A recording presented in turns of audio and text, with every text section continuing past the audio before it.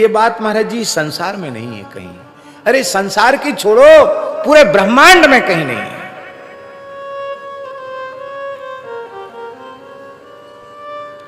अभी जैसा देखा है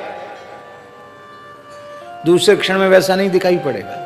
आपको पता है, पुराण की कथा है, व्यास भगवान ने लिखी है। लोमस जी इंद्र के गुमान को दूर करने के लिए नारद जी की प्रेरणा से पधारे स्वर्ग में। तो एक लंगोटी थी लोमस जी के शरीर पर और एक कमंडल था।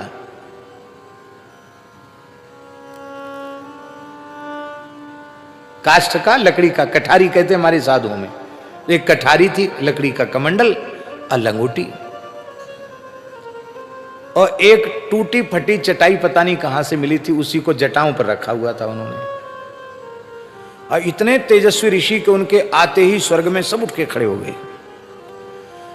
इंद्र भी उठ के खड़े हो गए। वो सोचिए कौन महापुरुष हैं। तो उन्होंने कहा भगवान मैं भूल रहा हूं। कहा वत्स इंद्र देवराज, मुझे लोग महर्षि लोमस कहते हैं। ओह लोमस जी। इतनी देर में लोमस जी बड़ी जोर से हंसे। तो इंद्र को जिज्ञासा हुई कि महर्षि के हंसने का कारण क्या है। कोई हंसने का कोई प्रयोजन तो दिखाई नहीं पड़ रहा है, और बिना प्रयोजन के निष्प्रयोजन हंसना तो मूर्खों का लक्षण है। कुछ मूर्ख ऐसे होते हैं जो बिना मतलब हा हाथ दांत फाड़ते रहेंगे, कोई मतलब नहीं हंसने का, पर हंस रहे हैं। तो ये तो ऋषि हैं, ये व्यर्थ में तो नहीं हंस सकते हैं। तो उन्होंने हाथ जोड़कर इंद्र ने कहा कि महर्षि मैं आपके हंसने का कारण जान सकता हूं। अरे बोले कब महात्मा लोग हैं, अवधूत लोग हैं, कभी रोते हैं कभी हंसते हैं, क्या जान के करोगे। नहीं नहीं महाराज, आपकी कृपा हो जाए तो बता दो। तो बोले धरती पर देखो थोड़ा सा। तो धरती पर देखा इंद्र ने, तो चींटा जानते हो ना, चींटा, तो चींटाओं की लाइन जा रही थी, सैकड़ों चींटा थे।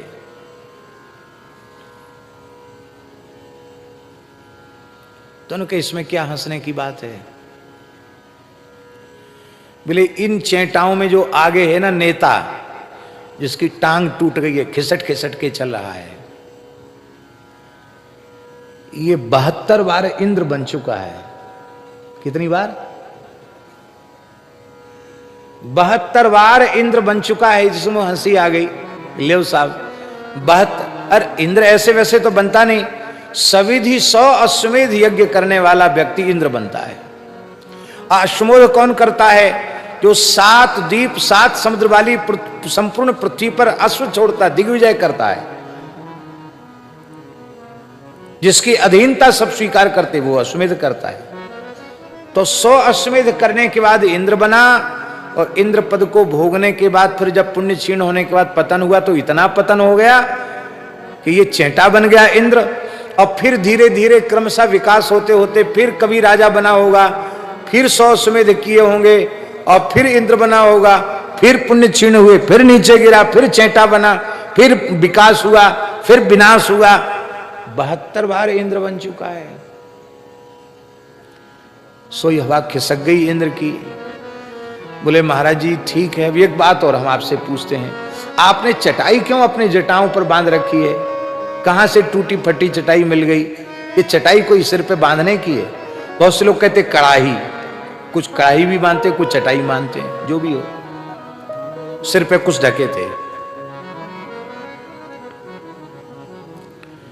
तो उन्होंने कहा कि देवराज, छोटी सी आयु के लिए क्या मकान बनाना, झोपड़ी छाना, कुटिया बनाना, क्या है? छोटी सी आयु है हमारी, बहुत छोटी आयु है हमारी, क्या है? तो हम इसलिए सोचते हैं कि भाई कुछ ना कुछ तो सिर छाया में रहना चाहिए। तो संतोष करने के लिए चटाई बांध ली कि हाँ हमारा सिर छाया में है। तो इंद्र ने पूछा महाराज कितनी आयु आपकी? बोले अब हमको बच्चा याद नहीं है। महात्मा लोग ऐसे ही बोलते हैं कि हमको याद नहीं है तारीख, और सच्ची बात है। बहुत से लोग तो झूठ बोलते हैं, जानते सब हैं पर झूठ बोलते हैं कि जिसमें ज्यादा उम्र हमारी प्रमाणित हो जाए। अब बहुत से लोग ऐसे भोले होते हैं जो वस्तुतः उनको पता नहीं कि क्या उम्र है, तो ले बच्चा क्या बताऊं, मेरी यहां छाती के पास 1 रुपया बराबर जगह देख रहे हो? बोले हाँ। महाराज सारे शरीर पर तो इतना रोया है आपके, ये 1 रुपया बराबर जमीन छाती पर रोया क्यों नहीं है? बोले जब ब्रह्मा जी की आयु पूरी हो जाती है तो मैं सोचता हूं कि ब्रह्मा जी को रोज रोज शरीर पूरा करना है। अब महात्माओं का भेष है जटाजूट, कहाँ बार बार भद्र होवें, तो उनके सम्मान में 1 रोया गंगा जी में डाल देता हूं। अब भाई ब्रह्मा जी की आयु कितनी है? 14 इंद्रों की आयु 1 दिन में पूरी हो जाती ब्रह्मा जी की।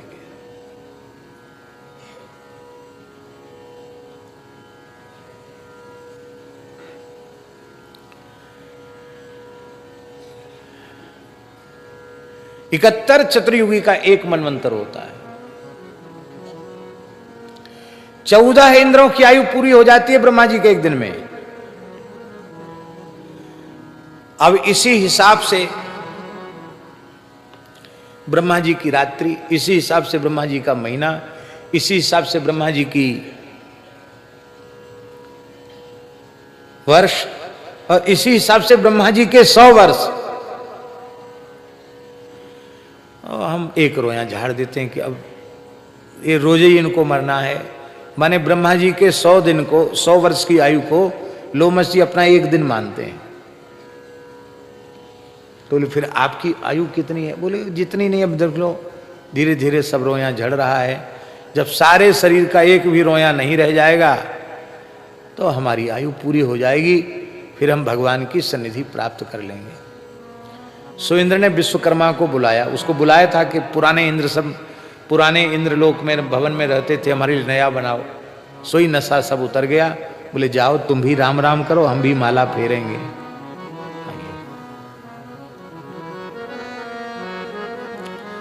बोलो वृंदावन बिहारी लाल की जय। ये किस बात के ऊपर आई ये बात हमको याद दिलाओ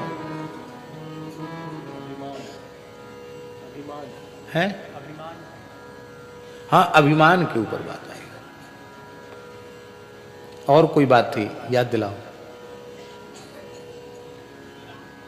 हाँ, दर्शन की बात थी। तो मिले ही रहत मानो कबहू मिले ना। देखते तो हाँ, हम ये बात इसलिए कह रहे थे कि ब्रह्मांड में भगवान के अलावा और कुछ नहीं। एक इंद्र भी चेंटा बन सकता है और 72 बार 71 बार इंद्र बन सकता है। 71 बार इंद्र बनने वाला चेंटा बन सकता है, चेंटा इंद्र बन सकता है। एक नागा हुए महात्मा, सिद्ध पुरुष थे अवधूत कोटि के, नागा श्री रामदास जी महाराज, गंगा किनारे उनकी समाधि है। बड़े दीर्घजीवी थे, हमने तो सुना है संतों से कि 300 वर्ष की आयु तक वे देह में रहे। महान योगी थे, उनकी समाधि है।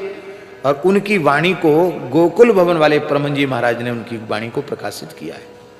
छोटी सी वाणी है रामदास जी नागा जी की वाणी। उनकी वाणी का एक दोहा है, एक एक चींटी बनी अगणित बार,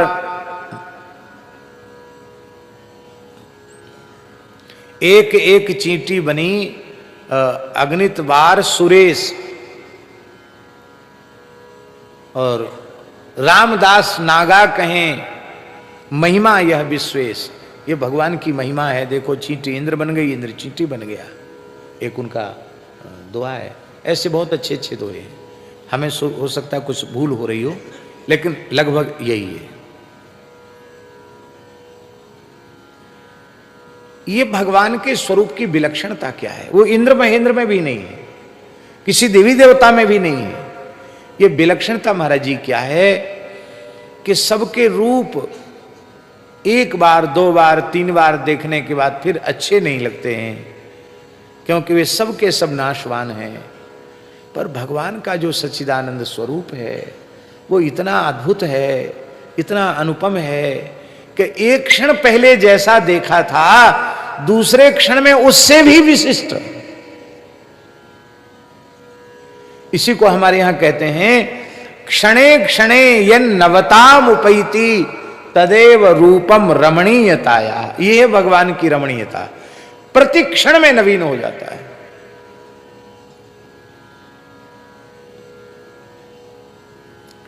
एक गोपी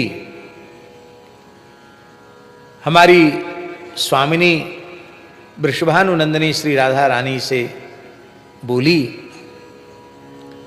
कि हे श्यामाजू, आप तो बड़ी भाग्यशालिनी हैं, आप तो प्यारे का खूब झिक के दर्शन किया करती होंगी, आंख भर के दर्शन किया करती होंगी, हम तो बड़ी अभागिन हैं। सास का प्रतिबंध, ननद का प्रतिबंध, पति का प्रतिबंध, जेठ का प्रतिबंध, देवर का प्रतिबंध, ससुर का प्रतिबंध, और कहाँ तक कहें गली गिड़ारे के लोगों का जिनसे कोई लेना देना नहीं, उनका भी प्रतिबंध। जैसे तैसे ताका झांकी करके प्रियतम को कभी निहार पाती हैं, पर वे तो आपके प्रेम के अधीन हैं।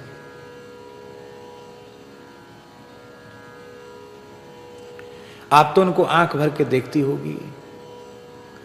महाराज जी इतना सुनते ही राधा रानी के नेत्रों से आंसू बहने लगे। कहती, अरे सखी, तू बड़ी भाग्यशालिनी है, तूने उन्हें देखा तो है, मैंने तो आज तक उनको देखा ही नहीं। अरे निरंतर निकट रहती, देखा नहीं? बोले नहीं देखा। क्यों? रोम रोम पर बारही कोटि कोटि सतकाम।